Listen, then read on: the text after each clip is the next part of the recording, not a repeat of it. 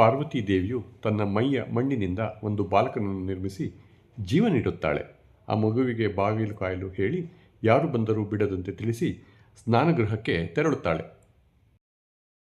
ಶಿವನು ಪಾರ್ವತಿಯನ್ನು ಭೇಟಿ ಮಾಡಲು ಬಂದಾಗ ಶಿವನು ಯಾರೆಂದು ಅರಿಯದ ಬಾಲಕನು ಶಿವನನ್ನು ಬಾಗಿಲಲ್ಲೇ ತಡೆಯುತ್ತಾನೆ.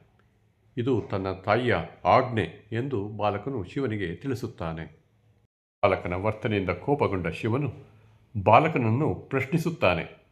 ಇಬ್ಬರ ನಡುವೆ ವಾಗ್ವಾದ ನಡೆಯುತ್ತದೆ. ಬಾಲಕನ ಮಾತಿನಿಂದ ಉಗ್ರನಾದ ಶಿವನು ಬಾಲಕನ ಶಿರವನ್ನು ಭೇದಿಸುತ್ತಾನೆ. ಅಷ್ಟರಲ್ಲಿ ಬಾಗಿಲಿಗೆ ಬಂದ ಪಾರ್ವತಿಯು ತನ್ನಿಂದ ನಿರ್ಮಿತವಾದ ತನ್ನ ಮಗನ ದುಸ್ಥಿತಿ ಕಂಡು ದುಃಖಿತಳಾಗುತ್ತಾಳೆ. ಸತಿಯ ದುಃಖವನ್ನು ಕಂಡು ಶಿವನೂ ಮರುಗುತ್ತಾನೆ. ಬಾಲಕನಿಗೆ ಒಂದು ಆನೆಯ ಶಿರವನ್ನು ಇರಿಸಿ ಜೀವ ತುಂಬುತ್ತಾನೆ. ಬಾಲಕನಿಗೆ ಗಣೇಶನೆಂದು ಹೆಸರು ನೀಡುತ್ತಾರೆ. ಅಲ್ಲದೆ ಯಾವುದೇ ಕಾರ್ಯಾರಂಭದಲ್ಲಿ ಗಣೇಶನಿಗೆ ಪ್ರಥಮ ಪೂಜೆ ಸಲ್ಲಬೇಕು. ಇದರಿಂದ ಕಾರ್ಯವು ನಿರ್ವಿಘ್ನವಾಗಿ ನೆರವೇರುವುದು ಎಂದು ವರ ನೀಡುತ್ತಾರೆ.